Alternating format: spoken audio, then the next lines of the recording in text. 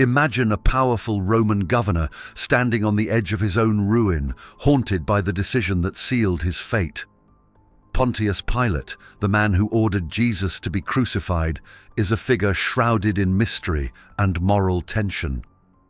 But what if we've only known part of the story? What if new evidence has come to light, shedding unexpected truth on the strange and tragic end of this famous figure? Recently, historians and scholars have uncovered clues suggesting Pilate's life took a far darker turn than we ever realized. Ancient records, new theories, and chilling accounts are beginning to piece together a more complete picture of his final days. A picture filled with fear, regret, and maybe even punishment for the role he played in Jesus' death. In this unfolding story, one of the most intriguing details is Pilate's symbolic act of washing his hands. For centuries, people have wondered why Pilate, a man with immense power, would try so hard to avoid responsibility for Jesus' death. Was it guilt, fear, or was he aware that his choice might be bigger than he could control?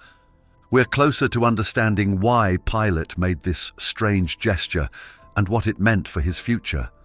It seems that Pilate's hand-washing was more than a desperate attempt to avoid guilt. According to fresh research, this act may have been his way of symbolically protecting himself from a choice he feared would destroy him. Surprisingly, history didn't let him walk away unscathed. These new pieces of evidence suggest that after Jesus' crucifixion, Pilate's life began to spiral. He reportedly made brutal choices in his governance, taking violent action against his own people and facing growing resentment from those he ruled. In a dramatic turn of events, the very empire he had loyally served called him back to Rome to answer for his actions. Pilate's story grew darker after that day, from his harsh rule in Judea to his recall and ultimate fall from power. For centuries, legends and stories hinted that Pilate's life ended tragically, some saying he was sent into exile, others claiming he took his own life. But recent findings have added fresh layers to this tale, offering insights that might confirm his bitter end. There's even evidence suggesting Pilate's guilt and inner torment grew so intense that he could no longer bear the weight of his own actions.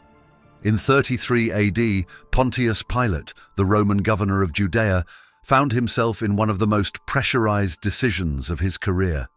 Jerusalem was a cauldron of religious tension and political unrest, and Pilate, appointed by Emperor Tiberius to keep order, was well aware of the explosive atmosphere. As the fifth governor of Judea, he held the power to decide life and death over the people in his province. But on this particular day, that authority weighed heavier than ever. Pilate knew he was dealing with more than a typical legal case. The accused man, Jesus of Nazareth, had gained a following and was stirring strong emotions on both sides, revered as a prophet by some, seen as a disruptor by others. Pilate was faced with a decision. He could condemn Jesus to die, which the religious leaders and much of the crowd were demanding, or he could refuse, risking a public outcry and the potential for violent unrest. This dilemma was not just about law, it was about survival, reputation, and the fear of a revolt that could cost him everything. Pilate's own instincts seemed to steer him towards sparing Jesus.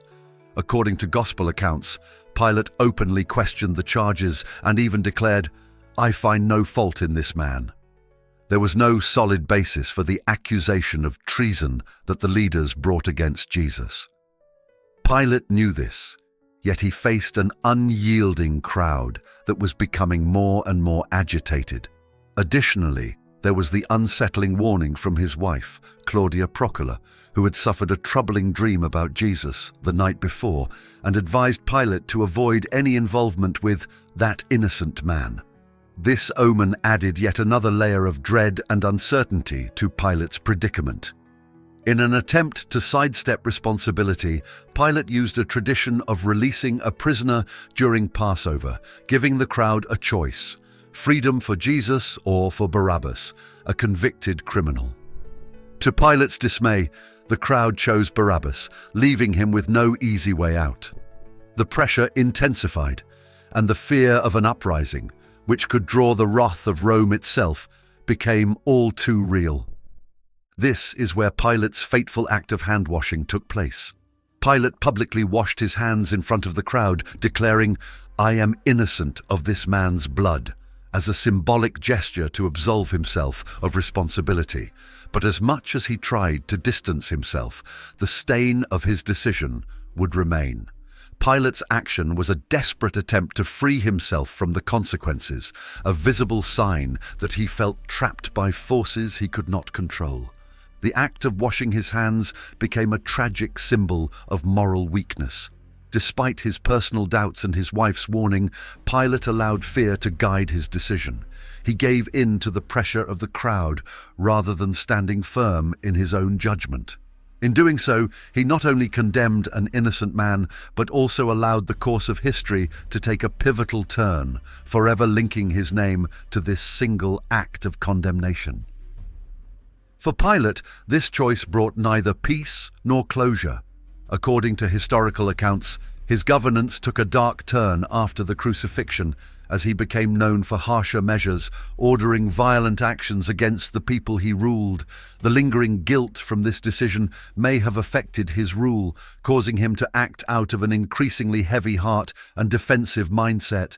It was as if, in an attempt to reclaim his power and authority, he leaned further into ruthlessness, trying to bury the haunting memory of that moment. Eventually, Pilate was recalled to Rome around 37 AD to answer for his actions after complaints were lodged against him for brutality. This was not the honorable end he might have once envisioned. Some accounts even suggest he was exiled and lived his remaining years in disgrace. According to early Christian historian Eusebius, Pilate's end was grim, with some suggesting he took his own life, burdened by the shame and consequences of his choices. Pontius Pilate's role in history isn't just about his choice to condemn Jesus. It's about the immense responsibility that came with his authority. As the Roman governor of Judea, Pilate was more than just a local leader.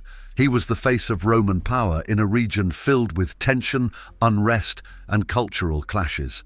The weight of this power was both a privilege and a curse, tying him to decisions that would define his legacy and, ultimately, his downfall. Pilate's story illustrates what happens when a person with authority chooses to avoid accountability, relying on the external force of power without the internal strength to stand by their principles. Emperor Tiberius appointed Pilate as the fifth governor of Judea in 26 AD. As governor, he held the authority to control the military forces in the region, enforce Roman laws, collect taxes, and ensure loyalty to Rome. But Judea was a complex territory with a population that fiercely defended its religious beliefs and cultural identity. Unlike other Roman provinces, Judea's people held a deep commitment to their monotheistic faith, with religious practices that often conflicted with Roman customs.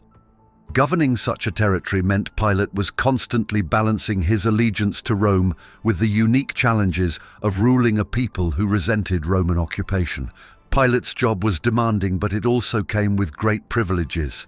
He had the final say on judicial matters, and his authority included the right to impose capital punishment. This power over life and death wasn't just a function of his role, it was a symbol of Rome's control and dominance over the province. However, with this power came the expectation that he would rule wisely, protecting the interests of Rome while maintaining order. People expected Pilate to handle delicate situations delicately, respect local customs, and ensure Roman rule remained unquestioned. However, numerous clashes with the Judean people marked Pilate's tenure as governor. People often viewed his approach as abrasive and culturally insensitive. For instance, Pilate attempted to introduce Roman images into Jerusalem, a decision that was deeply offensive to the Jewish population, who viewed such images as idolatrous. His disregard for the people's beliefs only intensified the already strained relationship between the local populace and the Roman authorities. This kind of tension underscored his failure to acknowledge that, with his power, came the need for understanding and respect. Accountability not just to Rome, but to the people he governed. When Pilate faced the decision to condemn Jesus, he was at a crossroads between using his authority responsibly and yielding to public pressure. The religious leaders and crowd were demanding a sentence that Pilate didn't fully agree with, as he believed Jesus was innocent of the charges brought against him. However, fearing a potential uprising, Pilate chose to sacrifice his sense of justice to maintain the fragile peace. In a way, he placed his own position and security above the principles that should have guided his authority. This decision to prioritize self-preservation over accountability had profound consequences. Pilate's attempt to distance himself from his role in Jesus' death by washing his hands symbolized a failure to embrace the responsibilities of his position. As a leader, his role was to make tough decisions, even when those decisions might have personal risks. But instead, he chose to shift the blame, hoping to protect himself from the fallout. This act of deflecting accountability was a hollow attempt to escape the burden of leadership, which demands both courage and a willingness to stand by one's choices. In the years following Jesus' crucifixion, Pilate's approach to governance became even harsher. Reports suggest that he ordered brutal measures against groups within Judea, including a violent crackdown on a gathering of Samaritans in 36 AD. This incident, which left many dead, triggered complaints against Pilate, leading to his recall to Rome. It's possible that his increasing severity was a reaction to his diminishing authority and growing resentment from the people he ruled. Pilate's failure to wield his power with a sense of responsibility and justice contributed to his ultimate downfall. When Pilate returned to Rome, he was a governor disgraced, facing scrutiny from the very empire he served. Some accounts, such as those by early Christian historian Eusebius, suggest that Pilate may have ended his life in despair after facing judgment and losing his position. While the specifics of his death remain uncertain, what is clear is that his career and life came to a bitter end, marked by the consequences of his misuse of authority and lack of accountability. In the province of Judea, where Pontius Pilate governed under Roman rule, a simmering cultural and religious tension defined daily life. This was a land of sharp contrasts. On one side stood the Roman Empire, powerful and proud, enforcing its laws and customs across its vast territories.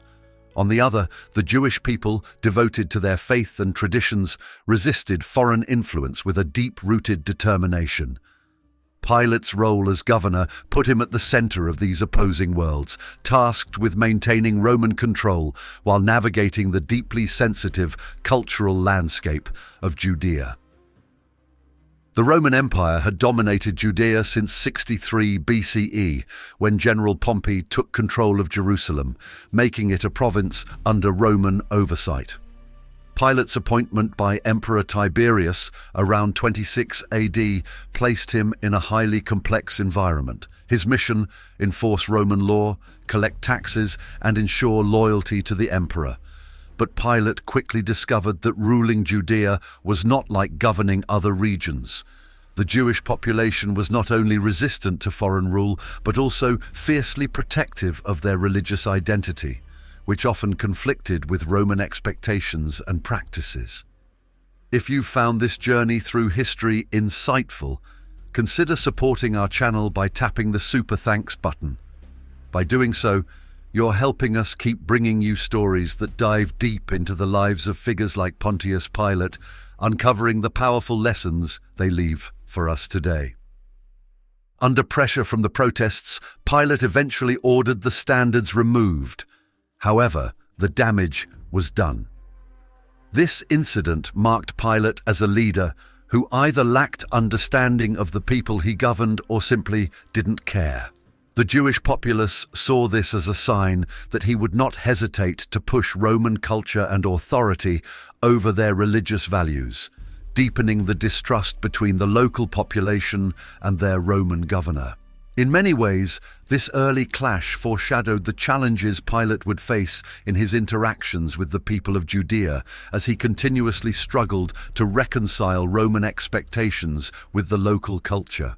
Adding to the tension was the heavy burden of Roman taxation. The taxes imposed by Rome on its provinces were a constant source of resentment among the Jewish people, who saw them as a harsh reminder of their subjugation.